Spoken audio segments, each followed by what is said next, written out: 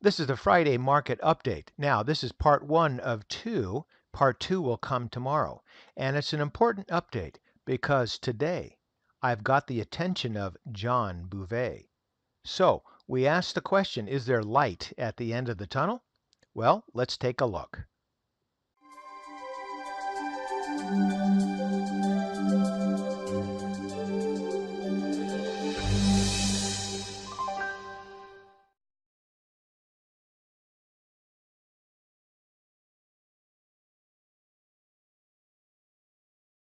Okay, John, we're looking at the 6-month daily on the SPY, the spiders. The close on Friday was 258.98.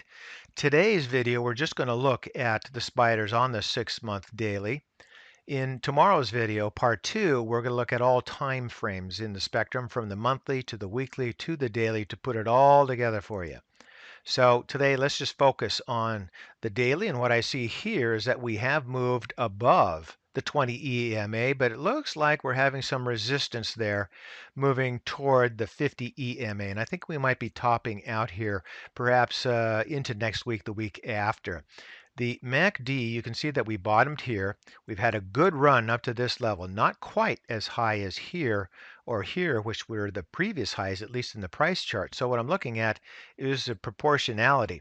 This run from here up to here is nowhere near where I would hope it to be back up here or here, at least as the MAC shows. So we're still weak. We still have some problems to work through.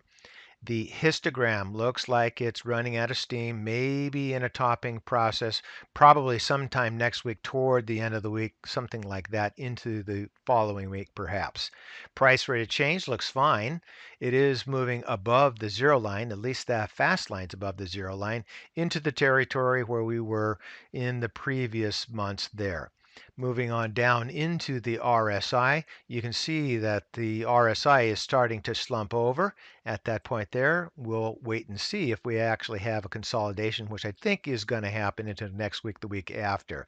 Stochastic has had a pretty good move into that overbought territory. Once you get into that overbought territory, then you're going to run out of steam, as we have seen, say, back there, here, and even here, just popped above there into the volume. This is one of the, not a big concern, but one of the areas I'm looking at. We've got the declining volume, and it's not best to have declining volume when your stock price is moving up. That also is a sign of weakness. We're in the upper areas, the overbought areas in the Williams at this point here. And if you go back into the past, you can see here, here, here, here, and here it wasn't up here very long. So I think that our time in the overbought area is limited and we're going to be heading down, at least for a consolidation. I'm not looking for any plunge in the price.